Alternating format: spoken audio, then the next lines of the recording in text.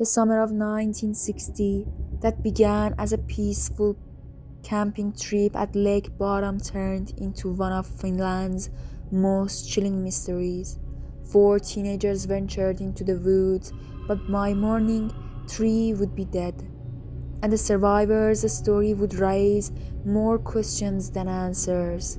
Decades later, the Lake Bodom murders remain unsolved, haunting a nation and baffling investigators worldwide.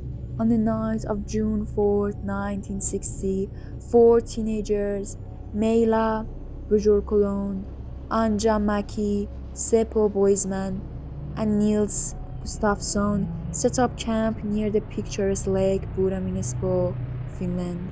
The group, excited for a weekend of swimming and relaxation, had no way of knowing the nightmare that awaited them.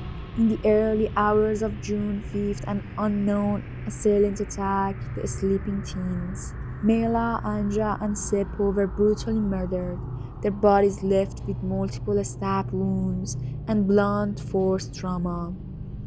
Niels, the sole survivor, was found outside the tent with a concussion, a fractured jaw, and knife wounds, injuries he claimed were inflicted by the attacker. The crime scene was chaotic. The killer had slashed open the tent from the outside, leaving a blood-soaked mess behind. Despite the brutality, certain personal items, including the teens' shoes and some belongings, were missing, adding another layer of mystery. The murders shocked Finland, sparking one of the largest investigations in the nation's history. Hundreds of locals and travelers were questioned, but leads were scarce, and the case quickly grew cold. Over the years, several suspects emerged.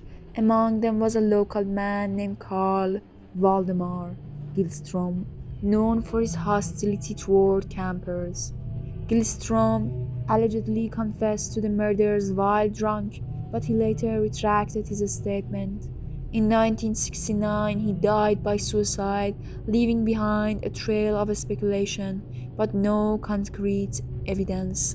Another theory centered on an unidentified German man who was reportedly seen near the campsite on the night of the murders. Despite extensive efforts to locate him, the man vanished without a trace.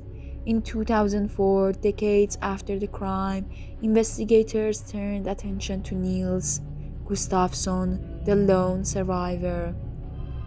New forensic evidence suggested that his injuries might have been self-inflicted, raising the possibility that he could have been the killer.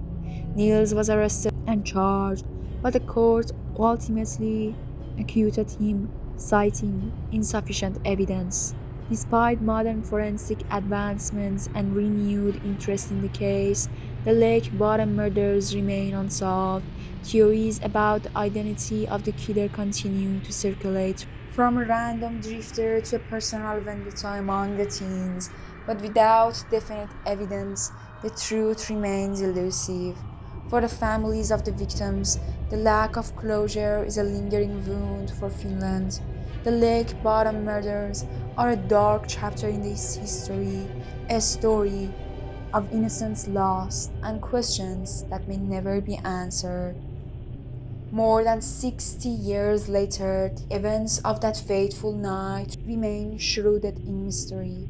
The Lake Bodom murder serves as a chilling reminder of how one moment of horror can leave a mark on history, turning a tranquil landscape into the setting of an enduring nightmare.